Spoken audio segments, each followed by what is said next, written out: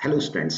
जैसे कि हम जानते हैं कि अब नेक्स्ट एग्जाम हमारा बोर्ड का फिजिक्स का है और टाइम हमारे पास बहुत कम है। तो इस कम टाइम में हम किस तरह से बहुत अच्छा स्कोर कर सकें, जो क्वेश्चंस हमारे आने हैं उनको हम अच्छी तरह से आंसर दे सकें, क्योंकि इस टाइम पे जो पेपर का पैटर्न है वो भी चेंज है। आपके पास ऑब्जेक्टिव क्वेश्चन भी पेपर में होंगे, आपके पास केस स्टडी पेपर में होगा और उसके साथ साथ 5 मार्क्स के बड़े क्वेश्चंस होंगे, 3 मार्क्स के और 2 मार्क्स के भी क्वेश्चंस होंगे। तीन क्वेश्चंस को टाइमली और एक्यूरेटली आंसर देने के लिए कुछ बेसिक टिप्स मैं आपको दे रहा हूँ। अगर हम इन चीजों को फॉलो करेंगे तो डेफिनेटली हमारा स्कोर एग्जामिनेशन में बहुत अच्छा रहेगा। जो फिजिक्स का आपका बोर्ड का एग्जाम होने वाला है उसमें इस साल पैटर्न पूरा टोटली चेंज हुआ है और पैटर्न चेंज होने की वजह से अब वही स्टूडेंट अच्छे मार्क्स स्कोर कर सकता है जिसने सिलेबस को थोरली किया हो, थोरली कवर किया हो। अब इतने कम टाइम में हमें किन किन टॉपिक्स को जरूरी कवर करके एग्जामिनेशन हॉल में जाना है, उन टॉपिक्स को मैं आपके साथ डिस्कस करूंगा। और अगर आप इन चीजों को फॉलो करते हैं तो डेफिनेटली आपको अपने एग्जाम में सक्सेस मिलेगी। चलो स्टार्ट करते हैं फर्स्ट टॉपिक से। तो फर्स्ट टॉपिक हमारे पास है इलेक्ट्रोस्टैटिक्स। तो इलेक्ट्रोस्टैटिक्स में जिन चीजों को आपने पढ़ना है, तो स्टार्टिंग में हल्का सा कॉन्सेप्ट आपको फोर्स का पता होना चाहिए और उसके साथ साथ सीधे ही आपको इलेक्ट्रिक फील्ड को पढ़ना है। इलेक्ट्रिक फील्ड में आपने इलेक्ट्रिक लाइन ऑफ फोर्स को ढंग से पढ़ना है और साथ साथ जो टॉपिक सामने आपके स्क्रीन पे हैं इनको आपने जरूर कवर करना है, जिनमें सबसे पहले है इलेक्ट्रिक डाइपोल। इलेक्ट्रिक डाइपोल में इसकी डेफिनेशन का पता होना चाहिए, इसका यूनिट क्या होता है, electric field of dipole on axial line, equator line, आपको उनके डेरिवेशंस आने चाहिए। और डाइपोल अगर एक्सटर्नल इलेक्ट्रिक फील्ड में है तो उसमें जो 4 डेरिवेशंस हमारे होते हैं, एक तो ट्रांसिटिव फोर्स 0 हो जाता है, टॉर्क का formula tau equal to P sine theta इसका डेरिवेशन है, work done in rotating dipole W equal to P 1 minus cos theta, और potential energy of dipole equal to minus P cos theta. इसमें साथ साथ आपको पता होना चाहिए कि डाइपोल को जब एक्सटर्नल फील्ड में रखा गया है तो इक्विलिब्रियम स्टेट दो होती हैं, एक तो स्टेबल इक्विलिब्रियम होता है जब थीटा 0 हो और एक अनस्टेबल इक्विलिब्रियम होता है जब थीटा 180 हो। साथ साथ आपको इनके एक एक न्यूमेरिकल की प्रैक्टिस पूरी रखनी है। इसमें एक चीज का और ध्यान रखना आपने कि motion of charge particle in electric field, वो भी टॉपिक आपने कवर करना है। सेकेंड पार्ट आता है गॉसेस थ्योरम। गॉसेस थ्योरम की जब हम बात करते हैं तो यहाँ पे आपको एक तो गॉस थ्योरम का स्टेटमेंट है, उसका फ्लक्स है, दूसरा जो एप्लीकेशन है गॉस थ्योरम के ये सबसे इंपॉर्टेंट है। एक तो इनफाइनाइट लाइन चार्ज है, इनफाइनाइट थिन चार्ज सीट है और चार्ज स्फेरिकल शेल। ये सारे डेरिवेशंस और इनकी ग्राफ के साथ आपको आने चाहिए। जो इंपॉर्टेंट ग्राफ बनता है वो इनफाइनाइट सीट का बनता है, क्योंकि इनफाइनाइट सीट में electric field is independent of distance. उसके बाद आपको इलेक्ट्रिक फ्लक्स निकालना आना चाहिए कि भाई आपको इलेक्ट्रिक फील्ड दे रखा है या चार्ज दे रखा है तो फ्लक्स कितना बनेगा। ओके, गॉस थ्योरम को यूज करके आप इसको फाइंड आउट कर सकते हैं। तीसरा जो इंपॉर्टेंट टॉपिक हमारा है that is electric potential, the very very important one. Electric potential को डील करने के लिए आपको सबसे पहले जो बेसिक न्यूमेरिकल्स होते हैं, electric potential due two point charge, उसके डेरिवेशन की हमें जरूरत नहीं है और उस पर बेस्ड जो क्वेश्चंस बनते हैं उनको आपने जरूर तैयार करना है। चाहे नंबर ऑफ ड्रॉप्स मिलकर के बिगर ड्रॉप बना रही है वो वाला न्यूमेरिकल है, या फिर जो स्फेरिकल शेल के लिए जो केस हमारा होता है कि electric potential inside the spherical shell is equal to at centre is equal to at its surface, वो इक्वल होता है। जो इंपॉर्टेंट पॉइंट आपने डिस्कस करना है वो है electric potential due to short dipole, वो आपको आना चाहिए। और उसके साथ साथ आपको इलेक्ट्रिक पोटेंशियल एनर्जी आपको बिल्कुल आनी चाहिए, जिसमें कि आपको सिस्टम ऑफ चार्जेस के लिए इसको डिस्कस करते हैं। और एज वेल एज अगर कोई चार्ज पार्टिकल एक्सटर्नल फील्ड में है तो उसकी इलेक्ट्रिक पोटेंशियल एनर्जी कितनी होती है, क्यू वी जिसको हम लिखते हैं, वी पोटेंशियल है कि वो चार्ज है, ये भी आपको अच्छी तरह से आना चाहिए। और इलेक्ट्रिक पोटेंशियल एनर्जी पे बेस्ड न्यूमेरिकल, चाहे हमारे पास कोई सिस्टम दे रखा हो, चाहे ट्रायंगल हो या स्क्वायर हो या क्यूब हो, वो न्यूमेरिकल भी हमें अच्छी तरह से आने चाहिए। कैपेसिटेंस की बात करते हैं, इसमें डेफिनेशन आनी चाहिए, derivation of parallel plate capacitor आपको आना चाहिए, simple numerical, grouping of capacitor के बेसिक न्यूमेरिकल आपने तैयार करने हैं। और इसी में आपको जो रिजल्ट्स हैं एनर्जी स्टोर इन कैपेसिटर के, एनर्जी डेंसिटी के, और एक टॉपिक आता है रिडिस्ट्रीब्यूशन ऑफ चार्ज।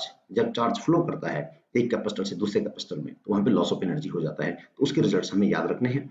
डायनेटिक्स का हमें पता होना चाहिए, पोलर एंड नॉन पोलर होते हैं। कैपेसिटेंस में ही आपने capacitance of parallel plate capacitor with dielectric slab cover करना है। और जो इफेक्ट पड़ता है कि effect on charge, effect on potential difference, effect on electric field, energy stored when a dielectric slab is introduced in between the plates of capacitor, उसको आपने जरूर प्रिपेयर करना है। और डायलेक्ट्रिक पोलराइजेशन में आपने इस बात का जरूर ध्यान रखना है, डायलेक्ट्रिक का जो बिहेवियर होता है with in plates of capacitor के बीच में, वो क्या इफेक्ट उसके रहते हैं, उसको आपने केयरफुली ऑब्जर्व करना है। और एक रिलेशन होता है k = 1 + i, उसको भी आपने समझना है। इलेक्ट्रिक पोलराइजेशन वेक्टर, उसको आपने जरूर प्रिपेयर करना है। Next topic is current electricity. तो करंट इलेक्ट्रिसिटी में आपने बेसिक डेफिनेशन रखनी है, डिफरेंट वेलोसिटी की, रिलैक्सेशन टाइम क्या होता है, रेसिस्टिविटी क्या होता है, ओम्स लॉ कंप्लीट आपने कवर करना है। और ओम्स लॉ में जितनी चीजें आती हैं कि रेसिस्टेंस किन फैक्टर पे डिपेंड करता है, रेसिस्टिविटी किन फैक्टर्स पे डिपेंड करती है, और साथ साथ आपने डिस्कस करना है टेम्परेचर कोएफिशिएंट ऑफ रेसिस्टेंस को। और आपने टेम्परेचर कोएफिशिएंट ऑफ रेसिस्टेंस में ये जरूर ध्यान रखना है कि जो अल्फा है, पॉजिटिव है, नेगेटिव है, नेग्लिजिबल है, और उनके यूजेस क्या क्या हो सकते हैं। जो आपने डेरिवेशन करना है फर्स्ट पार्ट में, उसमें आपको I equal to NeAVD, Ohm's law का पूरा डेरिवेशन करना है, रेसिस्टिविटी को ढंग से समझना है। इसके साथ साथ Ohm's law in vector form J equal to sigma E, उसको भी आपने कवर करना है। साथ साथ जो temperature dependence of resistance and resistivity के जो ग्राफ बन सकते हैं कंडक्टर, सेमीकंडक्टर, इंसुलेटर के लिए, उनको आपने डेफिनेटली प्रिपेयर करना है। और सेल्स के बारे में आपको पता होना चाहिए कि जो EMF है, इंटरनल रेसिस्टेंस है, V equal to E minus IR है, V equal to E plus IR है, कॉम्बिनेशन ऑफ सेल्स हैं। और साथ साथ आपने ये भी ध्यान रखना है कि जो ग्राफ बनेगा पोटेंशियल डिफरेंस का, जो सेल का जो टर्मिनल PD होता है उसका graph with external resistance R, जो कर्व बनता है वो ग्राफ कैसे बनता है, और ग्राफिकल क्वेश्चंस को कैसे सॉल्व किया जाता है सेल्स के लिए, वो आपने जरूर प्रिपेयर करना है। और साथ साथ लास्ट में आपने किरचॉफ रूल के बारे में आपको नॉलेज होना चाहिए। जब भी किरचॉफ रूल आएगा तो इस बात को जरूर लिखना है आपने। Kirchhoff first law is based on conservation of charge, Kirchhoff second law is based on conservation of energy, और व्हीटस्टोन ब्रिज की कंडीशंस आपके सिलेबस में है, इसका डेरिवेशन आपने अच्छी तरह से करना है। प्लस कुछ न्यूमेरिकल्स, बेसिक न्यूमेरिकल जरूर प्रिपेयर कर लीजिएगा। एनसीईआरटी कनेक्टिविटी की कर दीजिएगा क्योंकि उसमें बेसिक क्वेश्चंस हैं और काफी इंपॉर्टेंट क्वेश्चंस बनते हैं। Next unit is magnetic effect of electric current. इसमें आपको बैसोर्स लॉ की स्टेटमेंट आनी चाहिए, उसका वेक्टर फॉर्म आना चाहिए। दो डेरिवेशन आपके पास है सर्कुलर सिमेट्री के लिए, एक तो सेंटर पे निकालना आपने और दूसरा at a point on axis पे निकालना है, जो कि बहुत बड़ा क्वेश्चन है, 5 मार्क्स का इंपॉर्टेंट क्वेश्चन बनता है। Magnetic field at a point on axis of current carrying circular coil. उसके बाद मैग्नेटिक फोर्स के बारे में आपने पढ़ना है, Lorentz force F equal to QV sin theta, F equal to BL sin theta, force between two parallel current carrying conductors. ये काफी ज्यादा इंपॉर्टेंट क्वेश्चन है, इसमें ग्राफ पे भी क्वेश्चन बन सकता है, इसका न्यूमेरिकल भी बन सकता है। Velocity selector, motion of charge particle in electric field as well as magnetic field, combined field में जब होता है तो वेलोसिटी कांस्टेंट रहती है, F electric become equal to F magnetic. Okay, ये कंडीशंस आपको ढंग से प्रिपेयर करनी है। Torque acting on current carrying loop, ये काफी बड़ा क्वेश्चन बनता है क्योंकि it is the base of MCG, moving coil galvanometer. ये दो चीज आपने बहुत जरूरी प्रिपेयर करनी है एग्जामिनेशन पॉइंट ऑफ व्यू से। Torque on current carrying loop in external magnetic field Τ is equal to mb sin theta, और दूसरा मूविंग कॉइल गैलोमीटर। इसमें आपको प्रिंसिपल पता होना चाहिए, इसका डायग्राम क्या है, इसका कंस्ट्रक्शन क्या है, और इसका डेरिवेशन क्या है कि जो करंट I होता है प्रोपोर्शनल टू थीटा या प्रोपोर्शनल टू फाई हम बोल सकते हैं। Phi is the deflection produced here. सबसे इंपॉर्टेंट ध्यान रखना, current sensitivity and voltage sensitivity क्या होती है। इस पे क्वेश्चन जरूर आता है कि ऐसी कौन सी सिचुएशन होगी कि अगर हम करंट सेंसिटिविटी को चेंज कर दें लेकिन वोल्टेज सेंसिटिविटी अनअफेक्टेड रहेगी, वो सेम रहेगी। इसके साथ साथ आपने एम्पियर सर्किट लॉ, ये अब काफी इजी बन गया है। सोलेनोइड का आपको सिर्फ रिजल्ट याद रखना है, टॉरॉइड का रिजल्ट याद रखना है, और काफी इंपॉर्टेंट क्वेश्चन है the infinite long current carrying cylindrical wire. इसमें आपको मैग्नेटिक फील्ड फाइंड आउट करना है वायर के लिए, और उसका ग्राफ भी आपको आना चाहिए। ये क्वेश्चन ऑब्जेक्टिव में भी आता है, ये क्वेश्चन 5 मार्क्स का भी बड़ा क्वेश्चन है। उसका मैग्नेटिज्म में तो बहुत छोटा हमारा सिलेबस रह गया है। बेसिक्स आपको याद करना है, टॉर्क एक्टिंग ऑन डाइपोल क्या होता है, Τ equal to mb sin theta. जो मैग्नेटिक डाइपोल है वो एक्सटर्नल मैग्नेटिक फील्ड में स्टेबल इक्विलिब्रियम में कब रहेगा, अनस्टेबल इक्विलिब्रियम में कब रहेगा, और इसके जो मैग्नेटिक फील्ड के रिजल्ट बनते हैं on equatorial line, on axial line due to short dipole, वो भी आपको समझने हैं। और time period of oscillating bar magnet and external magnetic field, the very very important question, इसको ध्यान में रखना। T equal to 2π/I/m। उसके बाद atom as magnetic dipole, M equal to EV/R/2, काफी इंपॉर्टेंट क्वेश्चन है। इसमें बोर्स मैग्नेट्रॉन की बात आती है। उसके बाद आपने किरचॉफ मैग्नेटिज्म को चेक करना है। गॉसेस लॉ इन मैग्नेटिज्म में है कि भाई integration of B dot ds, क्योंकि गॉस लॉ इन मैग्नेटिज्म में है, integration of B dot ds is equal to 0 हो जाएगा। और मैग्नेटिक मटेरियल में डायपैरा फेरो, काफी इंपॉर्टेंट क्वेश्चन है, इसको आपने जरूर प्रिपेयर करना है। इसमें जो डिफरेंसेस हैं और जो डिफरेंट ग्राफ्स बनते हैं, इनकी प्रॉपर्टीज को आपने याद रखना है। The next unit is इलेक्ट्रोमैटिक induction. इलेक्ट्रोमैटिक induction में आपने सीधे फैराडेज लॉस पढ़ने हैं, लेंज़ लॉ को समझना है, उस पे बेस्ड बेसिक एग्जांपल जो बनते हैं उनको प्रिपेयर करना है। Lenz law is again based on energy conservation. Motional EMF का derivation E equal to BLV, चाहे एक रॉड के लिए हो या फिर कोई लूप मैग्नेटिक फील्ड से हम उसको बाहर निकाल रहे हैं उसके लिए हो, दोनों डेरिवेशन आपने प्रिपेयर करने हैं। प्लस इसके एप्लीकेशन है हमारे पास E इक्वल टू BLV के, एक एरोप्लेन का केस है, और एक वायर अगर नीचे की तरफ गिर रहा है तो you know very well, wire अगर ईस्ट वेस्ट में रखा हुआ है और वो नीचे की तरफ गिरता है तो वो वर्टिकल कंपोनेंट को कट नहीं करता, हॉरिजॉन्टल BH को कट करता है। वो कंडीशन जरूर पढ़ लेना, एनसीईआरटी का क्वेश्चन है, इसको जरूर प्रिपेयर कर लेना। उसके बाद E equal to BL square omega by 2, ये बेसिक डेरिवेशन भी है एज वेल एज न्यूमेरिकल भी है, लेकिन ध्यान रखना ये लगता है रॉड के लिए और डिस्क के लिए। उसके बाद कोई रॉड अगर कोई रॉड किसी मैग्नेटिक फील्ड में रोटेट कर रही हो तब ये फॉर्मूला आपका यूज होगा। उसके बाद अगर बाय द वे हमारे पास कोई कॉइल है और वो कॉइल किसी मैग्नेटिक फील्ड में रोटेट करती है तो उस केस में ईएमएफ कितना इंड्यूस होगा, E equal to NB omega, average EMF 0 होता है, average power P equal to half of EI होता है। ये जो E मैक्सिमम NB ओमेगा आपकी स्क्रीन पे लिखा हुआ है, it is a working principle of AC generator, इसका डेरिवेशन आपको प्रिपेयर करना है। उसके बाद आपको ये चेक करना है कि अगर कोई रॉड मैग्नेटिक फील्ड में मोशन में आती है उसमें रिटार्डिंग फोर्स लग जाता है। रिटार्डिंग फोर्स कितना लगता है, F इक्वल टू BIL, और इसको इस रिटार्डिंग फोर्स के अगेंस्ट हमें पावर देनी पड़ती है जिससे कि जो रॉड है वो प्रॉपर्ली मोशन में बनी रहे। तो उसके लिए हमें एक्सटर्नल पावर कितनी देनी पड़ेगी, P equal to B square L square B square by R। इनकी ग्राफ भी है, उनको आपने ढंग से प्रिपेयर करना है। एडी करंट्स का बेसिक आइडिया आप दिमाग में रखिएगा क्योंकि ट्रांसफार्मर में यूज होता है कि ट्रांसफार्मर में जो कोर होती है वो लैमिनेटेड बनाई जाती है to reduce the eddy currents. Self induction और सेल्फ इंडक्टेंस, इनके definition, units and self inductance of long coil, ये आपको आना चाहिए। Energy stored in inductor half L I square, इसको आपने ढंग से प्रिपेयर करना है। Mutual induction plus mutual inductance, उसकी डेफिनेशंस क्या होती हैं, उसके यूनिट क्या है, एज वेल एज अगर टू कॉइल्स में दे रखी हैं, आइडेंटिकल कॉइल्स हैं, उसका म्यूचुअल इंडक्टेंस कितना होता है। काफी इंपॉर्टेंट क्वेश्चन है, एनसीईआरटी में सॉल्व है ये। टू कंसेंट्रिक कॉइल्स में दे रखी हैं जिसमें कि R1 is very very greater than R2, तो उसका म्यूचुअल इंडक्टेंस कितना हो जाएगा। Transformer the most important topic, ये 5 मार्क्स का बड़ा क्वेश्चन है, ट्रांसफार्मर एंड एसी जनरेटर। एक बात और ध्यान रखिएगा कि जो केस स्टडी आएगा वो पॉसिबिलिटी बनती है कि वो ट्रांसफार्मर या एसी जनरेटर में से भी बन सकता है क्वेश्चन, इसलिए इन टॉपिक्स को आपने ढंग से क्लियर करना है। अल्टरनेटिंग करंट में आपने IRMS क्या होता है, I equal to I nought sine omega T में डिफरेंट वैल्यूज क्या क्या होती हैं, I नॉट क्या पीक वैल्यू है, I क्या है इंस्टेंटेनियस वैल्यू है, IRMS equal to I nought by root 2 होता है। ये चीजें आपने जस्ट अपने नॉलेज में रखनी है, इनकी डेरिवेशन की जरूरत नहीं है, उसको डायरेक्टली आपने पढ़ना है। Alternating current through pure inductor, through pure capacitor. उसके बाद सर्किट में जो कंपोनेंट है उनके कॉम्बिनेशन जो बनते हैं, LR circuit, LCR circuit, series में, ये आपने ध्यान रखना है। इसमें सिंपली हमें इनके फेजर डायग्राम डिस्कस करने हैं और रेजोनेंस को जरूर पढ़ना है। रेजोनेंस की कंडीशन बहुत ज्यादा इंपॉर्टेंट है, XL इक्वल टू XC, और अगर रेजोनेंस में सर्किट हो जाता है तो फेज एंगल 0 हो जाता है, पावर फैक्टर cos phi 1 हो जाता है, यूनिटी हो जाता है। उससे बेसिक न्यूमेरिकल जो बोर्ड एग्जाम में लास्ट ईयर तक आए हुए हैं उनको आपने देखना है। One more thing, power across inductor and capacitor 0, और एक बात जरूर ध्यान रखना, पावर का जो एक्सप्रेशन है उसको जरूर प्रिपेयर कर लेना। और पावर थ्रू कैपेसिटर 0 होती है क्योंकि इसमें फेज एंगल फाई 90 डिग्री हो जाता है। ये छोटी छोटी बातें आपने दिमाग में रखनी है। क्वालिटी फैक्टर के बारे में इसका जस्ट फॉर्मूला दिमाग में रखना है, ओनली फॉर्मूला, और थोड़ा सा इसका ग्राफ आपको दिमाग में रखना है और कुछ एक्स्ट्रा करने की जरूरत। ईएमएफ्स में आपको सिंपली प्रॉपर्टीज ऑफ ईएमएफ्स को चेक करना है। दूसरा आपने ये चेक करना है कि जो मैक्सवेल इक्वेशंस हैं उनको 4 इक्वेशंस हैं, उन 4 इक्वेशंस को आपने एक आइडिया दिमाग में रखना है, डिस्प्लेसमेंट करंट का आइडिया दिमाग में रखना है। इसके बारे में डिटेल में जाने की जरूरत नहीं है, सिलेबस में आपके पास सिंपल बेसिक फंडामेंटल इन चीजों का है। उसके बाद ट्रांसवर्स नेचर ऑफ ईएमएफ्स, इसमें कोई डेरिवेशन की जरूरत नहीं है, सीधे डायग्राम आपने बनाना है कि इलेक्ट्रिक फील्ड का इक्वेशन क्या होता है, मैग्नेटिक फील्ड का इक्वेशन क्या होता है, और इलेक्ट्रिक फील्ड और magnetic field both are perpendicular to the direction of EMFs, ये आपने लिखना है।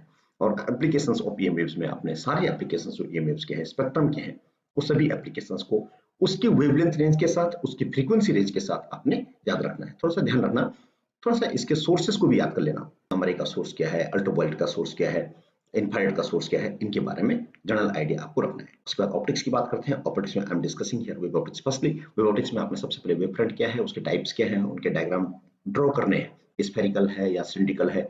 हाइगेंस थ्योरी के क्या कॉन्सेप्ट हमारे पास हैं, 2 पॉइंट्स हमारे पास हैं, एक वेव फ्रंट का कॉन्सेप्ट है, दूसरा जो हम टेंजेंशियल सरफेस लेते हैं, न्यू वेव फ्रंट जो बनता है, उसके बारे में आपने एक्सप्लेन करना है। रिफ्लेक्शन और रिफ्रैक्शन, इनमें से एक टॉपिक जरूर आता है, जरूर ध्यान रखना है। जब भी वेव का रिफ्रैक्शन होता है, मीडियम चेंज होता है, तो फ्रीक्वेंसी सेम रहती है, बाकी स्पीड भी चेंज हो जाती है और वेवलेंथ भी चेंज हो जाती है। उसके बाद सीधे आना है आपने इंटरफेरेंस पे। इंटरफेरेंस पे कोऑर्डिनेट सोर्स होते क्या है, सबसे बड़ी बात, derivation of condition of constructive and destructive interference is the most important topic.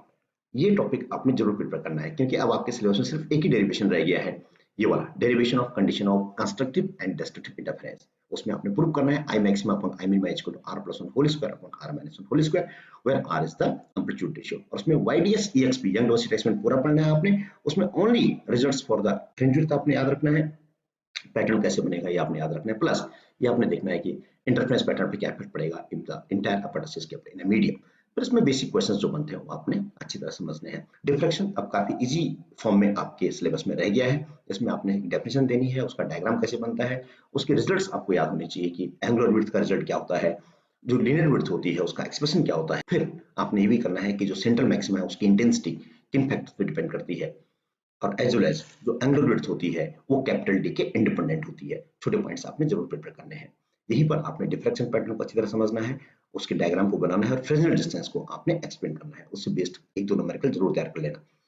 ये इंटेंसिटी का कॉन्सेप्ट मैंने दे दिया यहाँ पे, I proportional to a square पे डिपेंड करता है, difference between interference and diffraction pattern, ये आपने ध्यान में रखना है। उसके बाद ऑप्टिक्स में, रे ऑप्टिक्स में आप डिस्कस करते हैं, सीधे आपने मिरर्स के बारे में बेसिक पढ़ना है, ज्यादा डिटेल में पढ़ने की जरूरत नहीं है, मिरर फॉर्मूला में आना चाहिए। प्लस एक होता है विदाउट यूजिंग मिरर फॉर्मूला, ये प्रूव करना कि अगर हमारे पास कन्वेक्स मिरर है तो वो हमेशा वर्चुअल इमेज बनाता है, तो आपने उसको जरूर प्रिपेयर करना है। और लेंस में भी क्वेश्चन बनता है एज वेल एज मिरर में भी क्वेश्चन बनता है कि show analytically without using mirror formula और lens formula the nature of the image में डिस्कस करनी होती है। उसके बाद हल्का सा आपने mu is equal to real depth upon apparent depth के कॉन्सेप्ट को भी हल्का सा यहाँ पे रिजल्ट्स आपने याद रखना है, जिसमें नॉर्मल शिफ्ट हमारी आती है D equal T 1 - 1 upon mu.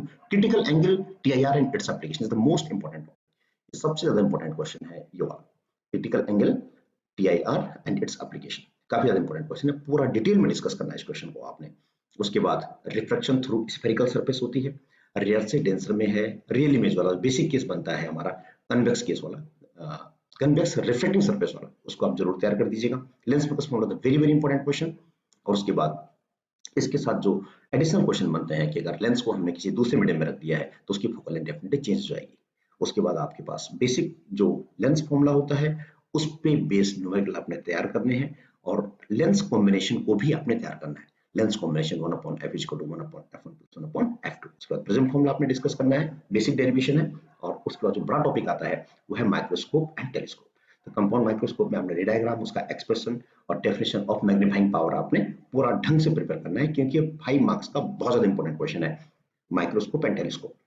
Telescope को आपने दोनों जगह डिस्कस करना है, एक तो नॉर्मल एडजस्टमेंट में and when final image is found at LDDV, पूरा आपने डिस्कस करना है। और लास्ट में आता है रिफ्रैक्टिंग टाइप टेलीस्कोप, उसमें आपने न्यूटोनियन टाइप टेलीस्कोप को डायग्राम ड्रॉ करके साथ साथ उसके एडवांटेज को भी याद रखना है। Dual nature of matter and radiation next unit, तो इसको जरूर प्रिपेयर करना है, इसमें सारे ग्राफ आपको आने चाहिए और उसके पूरे लॉज हमें क्लियर होने चाहिए, आइंस्टाइन इक्वेशन क्या है, और उसमें प्लैंक कांस्टेंट, हम जो स्टॉकिंग पोटेंशियल एंड फ्रीक्वेंसी के बीच का ग्राफ होता है उससे प्लैंक कांस्टेंट कैसे निकलता है, आपको पता है कि Planck constant H = E * electronic charge * slope of the graph.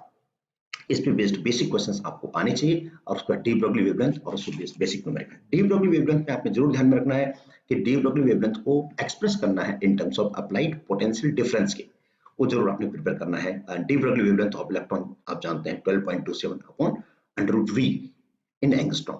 ये छोटे छोटे पॉइंट्स कवर करके इनके न्यूमेरिकल को जरूर तैयार कर लेना। एटम्स एंड न्यूक्लियाई, इसमें आपने बोर्स मॉडल को डिस्कस करना है, उसके पोस्टुलेट्स क्या हैं, और सबसे इंपॉर्टेंट जो रेडियस का डेरिवेशन होता है, बोर्स रेडियस का डेरिवेशन, या फिर जो इलेक्ट्रॉन की जो ऑर्बिट्स हैं उनका रेडियस का जो डेरिवेशन है यूजिंग बोर कॉन्सेप्ट, और टोटल एनर्जी का डेरिवेशन, ये दोनों बहुत अच्छे तरीके से प्रिपेयर होना चाहिए। टोटल एनर्जी में आपको नॉलेज है, एक तो पोटेंशियल एनर्जी आएगी, एक काइनेटिक एनर्जी कैलकुलेट होगी इलेक्ट्रॉन की, और फिर टोटल एनर्जी कैलकुलेट होगी, तो उनका रिलेशन क्या बनता है वो सब चीजें अच्छी तरह से क्लियर हो जानी चाहिए। हाइड्रोजन स्पेक्ट्रम में आपने डिटेल में डिस्कस नहीं करना है, हाइड्रोजन स्पेक्ट्रम में आपका रिल्बर्ट फॉर्मूला आता है और जो डिफरेंट लाइंस बनती हैं उनके बारे में आपको आइडिया रखना है, कोई स्पेशल प्रिपरेशन करने की जरूरत नहीं है। उसके बाद बोर्स की जो एंगुलर मोमेंटम क्वांटाइजेशन कंडीशन है उसको हम ड्राइव करते हैं by using de Broglie concept, काफी इंपॉर्टेंट क्वेश्चन है, इसको आप जरूर तैयार कर दीजिएगा। MBR = NH/2π। उसके बाद डिस्टेंस ऑफ क्लोजेस्ट अप्रोच आपने निकालनी है, जो मोस्टली क्वेश्चन आता है जीजर मार्सन एक्सपेरिमेंट के नाम से, रदरफोर्ड एक्सपेरिमेंट है, डिस्टेंस ऑफ क्लोजेस्ट अप्रोच जिसको हम बोलते हैं। उसके बाद रदरफोर्ड अल्फा स्कैटरिंग एक्सपेरिमेंट, उसका ग्राफ क्या बनता है, उसके रिजल्ट्स क्या होते हैं, उनका आपको नॉलेज होना चाहिए। उसके बाद रिजल्ट्स ऑफ न्यूक्लियर रेडियस होता है, nuclear density is independent of mass, atomic mass, nuclear density same for all the nuclei, आपको क्लियर होना चाहिए। उनका रेशियो 1:1 होता है, काफी इंपॉर्टेंट क्वेश्चन है, 1 मार्क्स में भी आ सकता है। मास डिफेक्ट है और बाइंडिंग एनर्जी है, और बाइंडिंग एनर्जी कर्व आपने ड्रॉ करना है, और बाइंडिंग एनर्जी कर्व के बाद आपको एक्सप्लेन करना है कि nuclear fission and nuclear fusion किस तरह से जो हैवी न्यूक्लियाई होते हैं उनका न्यूक्लियर फिजन हो जाता है, लाइटर न्यूक्लियाई का न्यूक्लियर फ्यूजन हो जाता है to increase their binding energy per nucleon.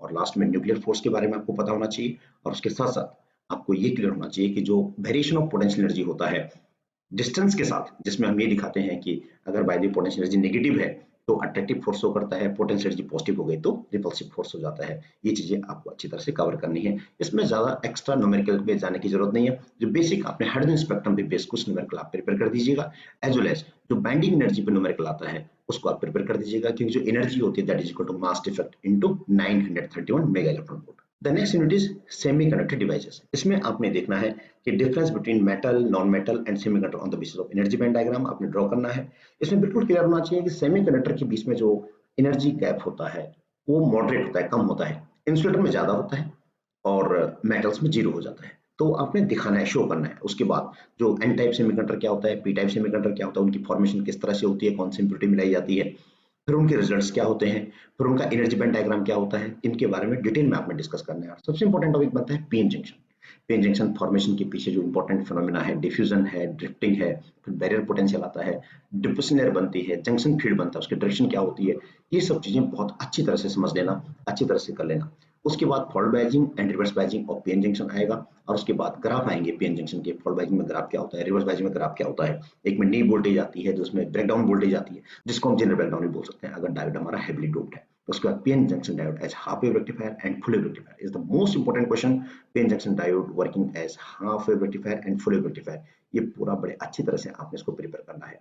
तो जो लास्ट के टॉपिक्स हैं इनमें न्यूमेरिकल ज्यादा डिफरेंट नहीं आते हैं, ज्यादा टफ न्यूमेरिकल नहीं बनता है। आपको अपने बेसिक फंडामेंटल को समझकर ही किसी प्रॉब्लम को हम आंसर दे सकते हैं। तो बेसिक्स का ध्यान देना। जो लास्ट की यूनिट्स हैं कहां से आगे, ड्यूल नेचर से आगे, ड्यूल नेचर हो गया, एटम न्यूक्लियाई हो गया, और उसके बाद हमारे पास सेमीकंडक्टर हो गया। काफी बेसिक यूनिट है, इनमें थ्योरी पार्ट ज्यादा है, इनको अच्छी तरह से प्रिपेयर कर दीजिएगा। जब तक आप इन चीजों को अच्छी तरह से प्रिपेयर नहीं करेंगे तो एक कॉन्फिडेंस हमारा नहीं बन पाएगा कि हम एग्जामिनेशन में अच्छा कर पाए। इस वक्त जो आपका एग्जाम आना है उसमें पेपर पैटर्न चेंज हो चुका है, और इस टाइप के पेपर में जिस बच्चे ने हर टॉपिक को अच्छी तरह से कवर कर रखा है तो वही अच्छा स्कोर कर सकता है। डियर स्टूडेंट्स, अब आपने टॉपिक्स की प्रिपरेशन किस सीक्वेंस में करनी है वो मैं आपको हल्का सा आइडिया देता हूँ।